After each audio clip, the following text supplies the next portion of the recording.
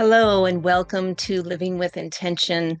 I am April Wyatt, and I am here to offer you different ways to promote wellness within your business and personal lives. And that's why I created this series, Bridging the Gap Between Business and Spirituality, because most of us tend to go through the day and not really paying attention to our anchor of support, our spirituality, or our essence, as I call it. And then when we're not anchored into that, our thoughts and our emotions create that ripple effect to our behavior, which influence our lives and others that we interact with. And remember, you are the ripple effect, right, in your life. As the old saying goes, wherever you go, there you are. And that's the reason why I'm bringing this series to light, is because I've had the honor to work with people from diverse backgrounds who are struggling in their both personal and professional life. And I found a common thread that really ties them together. And it's that they've forgotten their spirituality, their deeper connection to themselves when they're working in their environments.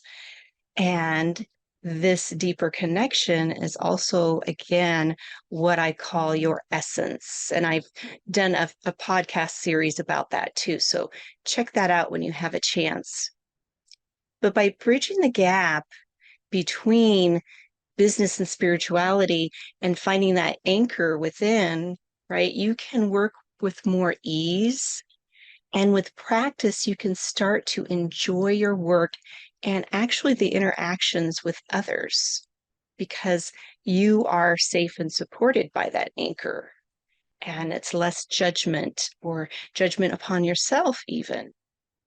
And this is why I'm here today to introduce to you Steve Sphar, who I met through social media. And when I first read his blog, I was very inspired to connect with Steve because I wanted to learn from him and hear his journey, how he moved from the business sense into more of writing about bridging that gap between spirituality and business. And that's what I enjoy about Steve is his ability to appreciate both perspectives of the business and spirituality aspects. So that way he can offer insights how to build your emotional intelligence and connecting to that deeper part of yourself. Again, which leads to a sustainable and happier life. In Steve's words, he says, creating meaningful change means committing to a path of inner development and spiritual growth. And this is what working from the inside is all about. This is what I keep sharing with you all about. So, a little bit about Steve. For over 35 years, he's worked as an attorney, business consultant, and a leadership coach for world-class organizations and Fortune 500 leaders, and also working with clients individually. And over time, Steve came to find that using these recipe techniques and managing the outer environment weren't enough to build leaders, businesses, and personal development. So Steve decided to leave the business environment to forge his own path by offering wisdom and guidance to help bridge the gap between business and spirituality. Without further ado, let's all welcome Steve Sphar. Welcome, Steve. April, I'm very happy to be here. Thank you. Yeah. It's just been just an amazing experience connecting with you and hearing about your story and how you've just kind of turned it around. And so I know I just briefly introduced you, but if you can just unpack it just a little bit about how you found that disconnect, right? Working in the business environment and bridging that gap, yeah, with spirituality. Sure, sure. Maybe I can do that by I can briefly sort of share the parallel stories of my spiritual seeking and my business life.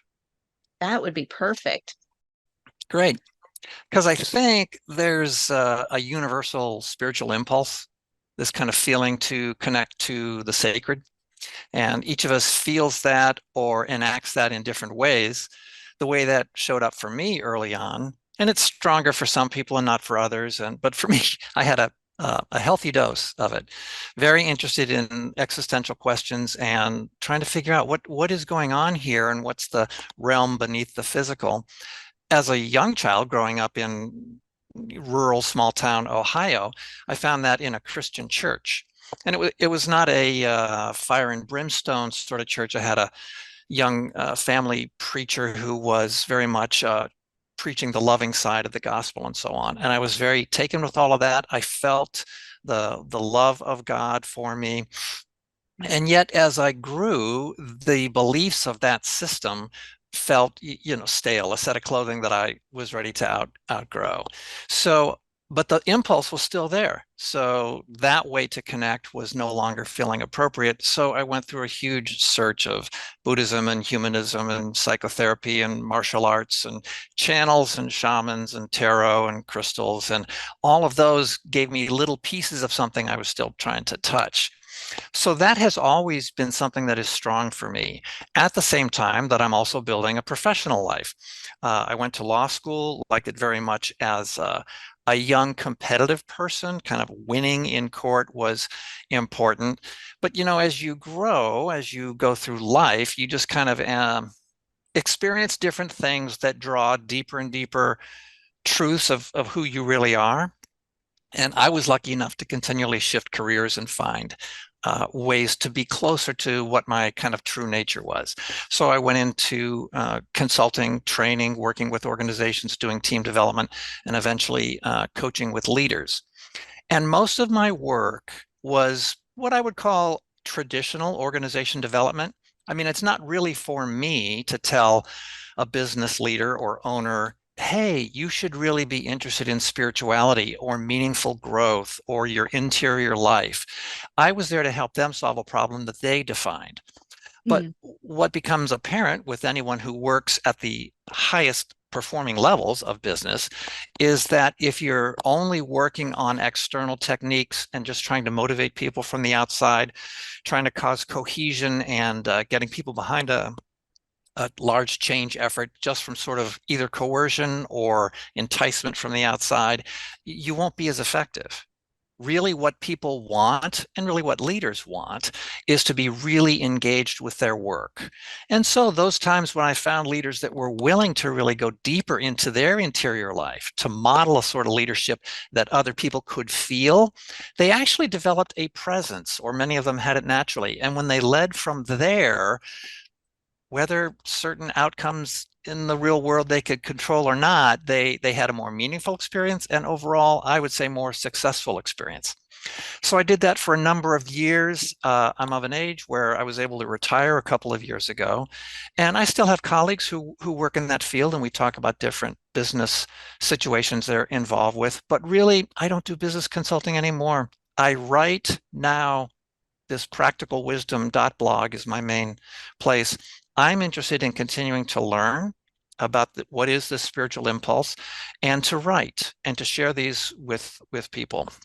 But I see the parallels still being there between what really worked in business. Well, are we surprised? It works pretty much in life too. Yes. And what I enjoyed hearing you say is that you notice that the leaders that took it upon themselves to really reflect and see how they are the ripple effect, focusing on their own, uh, spiritual or whatever that anchor is for you and for everyone listening. So that could be any, type of, it could be God, it could be, divine, I could be Gaia, I don't know. But thinking about, I want everybody to hear this right now, thinking about that go-to, that spiritual connection that you have, and even as you said, Steve, in a prior conversation, even atheist people, seeing themselves as working as a creator, working through their lives, there's still something there within ourselves that we are connected to. So when I say spirituality, I don't want people to go, "Oh, woo woo, you have to do all these things in the work environment and change it all up." No, it's that inner relationship with yourself. And when you said that engagement with leaders and that they realized their presence, when they really did the work and honed in on that, and they were the ripple effect, right, throughout their community, throughout the business.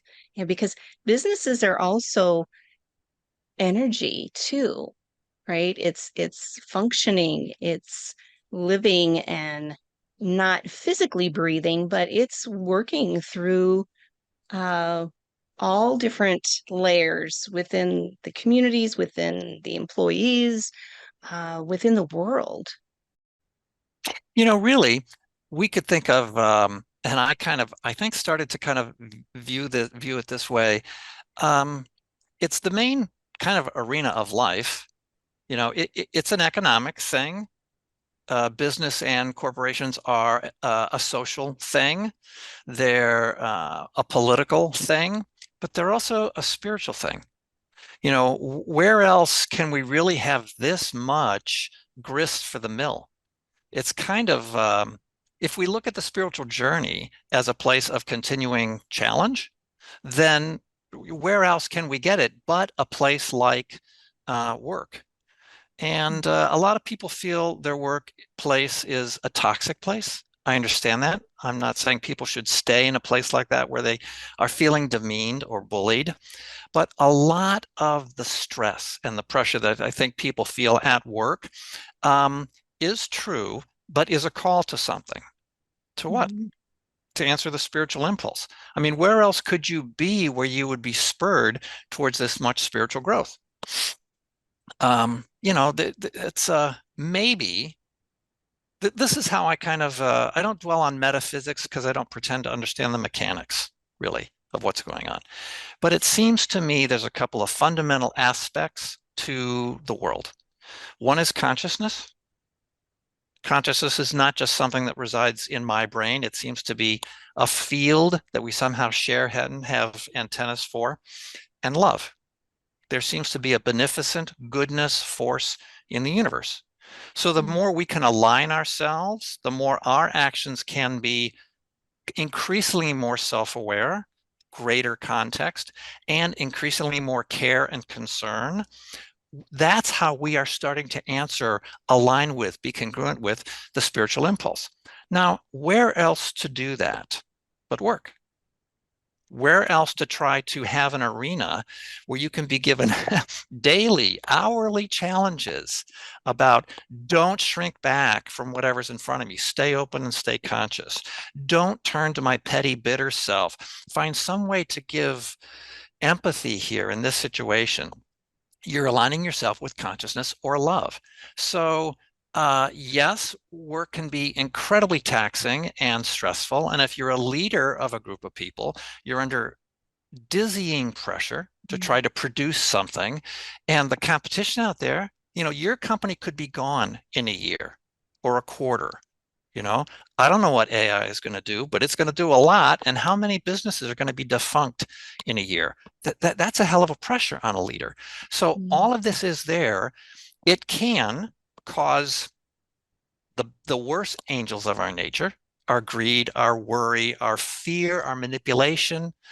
But it can also be an opportunity for, if we each frame it that way, to say, where can I find consciousness here? What am I not aware of? And where can I bring some spectrum of love? So I see it as a place where a testing ground for continued, the best testing ground maybe for our continued spiritual development. Oh, yes. And I really enjoyed hearing you just say it in that way of this is a great time to practice, right? Spirituality or finding that anchor within yourself, really honing in on your emotional intelligence skills as well. Um, because again, that ripple effect, and when you said having that awareness, having that alignment of that consciousness of that love, it's always there. Although, as you described, not knowing the uncertainty, the who knows what's going to happen around the corner, then that puts us in the fight or flight, right? The survival mode. And then we Mhm. have protection, right? And we're not in in our bodies or even connected to that love or that higher consciousness. We're actually in protective mode. And then that really limits our sights and limits our um, potential and opportunities that are always there for us. It's all around. Yeah, yeah. The we can recognize the distinction between when we're acting out of our higher selves, the better angels of our nature. We know when we're feeling a connection with someone and we want to be more empathetic, more forgiving, more patient. We also recognize when we're caught more in that separate self, that separation self, the ego self, and we're feeling petty or greedy, or we need to hoard. I better keep this information. I better keep this, whatever it is that I feel I need to hoard. And I used to think of it as a struggle between ego self and higher self. And I think I've come to a deeper realization that it's really a matter of bringing those two along. We're not here to only reside in the higher self and find some way to get away from the ego self. We're here to develop, grow up, mature the ego self and bring him or her along. So yeah, that's the struggle in work. That's the struggle in life, in relationships with your partner, with your kids. I have two teenage kids. They're age 34 and 29. No, I'm just kidding. I hope they don't hear that. They're very mature, wonderful folks. But you want a real test in your ability to, stay aware and love and don't contract, raise some teenagers. Um, yeah. Yes. And that bringing the two along, right? Yeah. And kind of seeing them as what we resist persists, right? So Hmm. we try and push things away and say, I don't want to be that way, or that's bad, or what have you. Seeing it as this is a part of myself. So how can I work with it? That's what it sounds like you're saying. And do you Constant have any, opportunities, right? yeah, Go ahead. that's okay. Do you have guidance of how a person can start that approach of the awareness and bringing those two along? Mhm. Um, Or what have you so done? yeah, no, I have some ideas on that. I mean, one thing I try to do is a heavy dose of forgiveness for myself. Here's an odd thing. I'd say in the last 5 years, I'm having all these memories come up from childhood, from when I was a teenager, from when I was in college, from earlier relationships. And I have these moments of regret, moments of seeing myself where I was and I hurt someone. I was careless. Sometimes I was callous. And so I'm like filled with regret about these previous incidences. I don't know why those are coming up, but I think they are some kind of call to me to process them. So, you know, talk about trying to have a spiritual life, have a spiritual life at work. You need to have practices that support that. Good intention, just trying to get through the day is good, but not enough. One of my practices is journaling. So when you're asking about what's a way to kind of integrate or work with ego self and higher self, I will have conversations in my journaling and just see where they go. Journaling is not, oh, I have an idea and I know what I want to say and I write it. Journaling is starting. Sometimes I start my journal entry, what wants to be written today? Hmm. And I sit there and let what wants to come up. And sometimes I'll have a conversation with my ego self. So here's an example of something I've tried. Maybe I don't know, interesting. I've never thought of this as an exercise before, but maybe people could use this. If I'm going through an issue that is causing me trouble, or I'm having a conflict in a relationship or something, I will ask my ego self, what's it worried about? and I will see what comes up. I try to actually inhabit this fearful, constricted, bound, limited self. I try to inhabit it with my interior consciousness to say, what's going on for you? And I write out what the fears are from that person. And then sometimes I will bring in my higher self, which we can all do. If we center, we can all, sometimes I'll watch I see a flower in the yard, or I watch a kid laugh, or, there's just, or somebody says something, and boom, I can fall back into, oh yeah, that's right. This is my true nature. So I fall into that and call my higher self and say, what can you say to ego self here? And sometimes I get wonderful guidance, stuff, I didn't know I knew. So journaling for me is a go-to practice, and having conversations with, and actually between higher self and ego self. That's really powerful. It's so simple, yet very powerful to allow those thoughts to flow. And there's something about writing it, not typing it, but you literally have a piece of paper and you're writing it out. And that also kind of helps to just be in that place to allow that to just be released. Because, as you said, this bound up, right? The ego, the mind, all the things, right? In that fight, flight, or freeze survival mode. Yes. Um, we're all thinking these things and we're all feeling them in our body. And when you give space for that voice to be valid, to be heard, because we've pushed it away and down for decades. It's the same voice, it just talks about different things. Those two So words are, oh, I'm sorry. No, no, please go ahead. go ahead. I Yeah, that's interrupted you. fine. That's Uh, fine. those two words you use, space and voice. I mean, there's something about giving it a voice. Just see what it wants to say. It's there protecting you. It's a darn good thing. The ego has been a well-serving part of us. We just need to get it out of the driver's seat. And space was the other thing that you talked about. That struck me, the word you use. So to give it space, that's why I like this exercise where I don't know what's going to happen. I have a lot of meditations I listen to, or, that are very helpful. But if I've listened to them before, I know where it's going. And there's an aspect of that, oh, I feel in control. I'll go listen to this meditation. I kind of know where it goes. But Mhm. being willing to kind of just journal and say, I don't know where this goes. That sort of openness, that's actually a very good stance to have, uncertainty. And that's hard in business. How do you bring uncertainty? How do you say to your boss, boy, we don't know what to do with this? We're kind of Yeah. trained not to have that stance.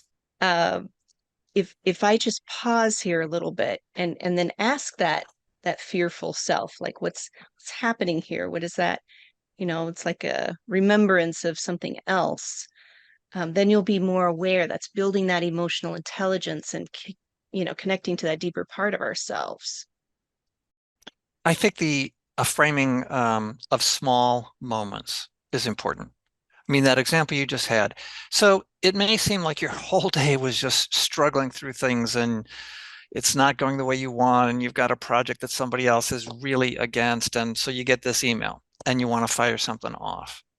Um, that's a chance. Each of those is an opportunity. So I think the value in small moments, I mean, if you can take 10 seconds to pause there, maybe you have your conversation with your ego self there. You choose to maybe wait and not send an email and go down and knock on the door, or you send a different email, a better email. You may not think, okay, what was that? So what? So I had a kind word, and don't dismiss that. Buddhism has this concept of accumulating merit. And each time that you're connecting with your higher self, when you're acting from your higher self, when you're settled enough, self-aware enough to know when you're triggered, but just wait. Maybe it's not 10 seconds, maybe it's 20 minutes, maybe it's a day. Every time you do that, it's accumulating. Mhm. Somebody told me once, and this really struck too, time works differently on that realm. You could be totally reactive and triggered for 2 days and go, oh my gosh, I've been away from myself. I'm a failure. I haven't even meditated. But the moment you come back, you're back in the stream of a different Hmm. time zone. It's not like you've been away for 2 days. You're right there accumulating merit. So don't dismiss, the power of each of those small moments taking you closer and closer to, I don't know, wherever we're going. It's too long of a journey anyway. So just make use of the small moments. Making use of the small moments and that merit. Yeah, because we're so hard on ourselves when something doesn't go right or the bottom seems to be falling out and, we're trying to cling on and not allowing things to change. Change is so hard for people because we're creatures of habit. So, yeah, I like how you had mentioned that about uh, just being there and pausing and then just seeing what happens next, that curiosity. Yes, Steve. So can you give us some examples of when people have applied, um, you know, enhancing that presence, connecting to that deeper part of themselves? Let me give you an example that was very moving to me. And the person that was affected by this may not even view it as a spiritual episode. Um, so in the mid 2000s, early 2000s, many healthcare companies went to electronic medical records, and I was helping one healthcare company do that. So it's a big change effort, right? All the doctors, all the nurses, all the staffers, legitimately they have to learn how to work at a computer and input their records and not on paper records. But the people who were most affected were the physical file people. So, you know, offices all over town, medical offices, hospitals, somebody is in charge, doing a very good job of moving physical records all around in vans, storing them, retrieving them. Their jobs were all going away. It was a unit of like 35 people. So you and I have different have had different changes at the office when, oh no, a new accounting system. No, these people's jobs were going away and they knew 6 months in advance and they were preparing for it. So I was working with the manager of that unit. How do you prepare your people for this change? He had a good relationship with his staff, but he's just a very gruff, grizzled, burly, grizzled bear sort of a person and quiet, but respected by his staff and stuff. And we talked about the nature of change and can you give them a way to think about that you can empathize with these sort of rocking changes that they're going through? Um, so we were in a meeting and we're going through these different things. And at one point he said, I know these changes are hard. I know there's like losses. That's what changes really is when you're losing something. And kind of out of the blue, and all of the people are tense and they're going to get job training, but they're nervous. And it was tension in the room. And he said, this was sort of like when I went to Vietnam. He said, I went there as a young kid and I lost something. I lost my innocence. Now the whole room just softened. The light softened. Everybody sank in their chair a little bit. And he didn't say much more about it. But, I knew he cared about his staff. His staff respected and cared about him. And he created an opening that we then went on to talk about loss. Other people could talk about loss. Other people could start to come better to the change, I hope. So there's an example. And then we continued to work with that whole group about what that change would look like. He was very involved. The staff were very involved. Now, what would cause somebody to be able to be that vulnerable in front of his staff? I think that's a matter of somebody reaching into themselves, taking a look at something that was very difficult and being willing to be vulnerable. That sort of openness, I would say is a benefit to being open to your interior life, being open Mhm. to emotional connection with your staff and with the greater organization. I don't know that he would have called it spiritual, but me in that moment watching it happen, it felt like a sacred moment. Oh, yes, just as you described it, I could feel that. And yeah, him even reflecting on when was another time I felt this deep loss and sharing that with that vulnerability. And that's a key word right there, Steve, is being vulnerable and having other people witness you in that light. Because Right, business leaders or, anybody in the workforce, when you have uncertainty and you just think you need to power through it, or got to set up these goals, that's great. It's always good to have structure, right? It makes us feel safe, but also to be vulnerable and say, you know I don't know exactly how this is going to go, but I believe in us. I believe in what we stand for. And so we're going to move forward the best we can, or something to that effect, to where people right. can see you and know that, hey, we're in it together, right? We're When you we're ask, here to move forward with that. Yes, yes, Steve. when you ask what are the benefits, I mean, think, are you a manager somewhere who's got to try to initiate a change like that? What do you really want? Do you want compliance? Do you want people to know, where to go on Tuesday because they've got a different office? Do you want them to, go through the checklist? Or do you want them committed to the change? Do you want them to be willing to go through loss and grief in order to get to a better place on the other side? Do you want them to have trust with you? Do you want them to be feeling like they're working with you through a struggle for a noble cause they all believe in? Well, the answer is obvious. You want that. And so, how do you get that? I don't think you can get that, especially in today's workforce, from a place that isn't you connected to your inner self, however you want to describe that, and being willing to offer that. And it's an invitation then to others who want to bring their interior self. That's the Mm, benefit. most definitely. Yes. So what do you think gets in the way? People, they'll listen to this, they'll read articles or books or things of that nature. What do you think gets in the way of them actually going there, or applying techniques to help them navigate this? Everything. Um, the same things in life, fear, um, worry.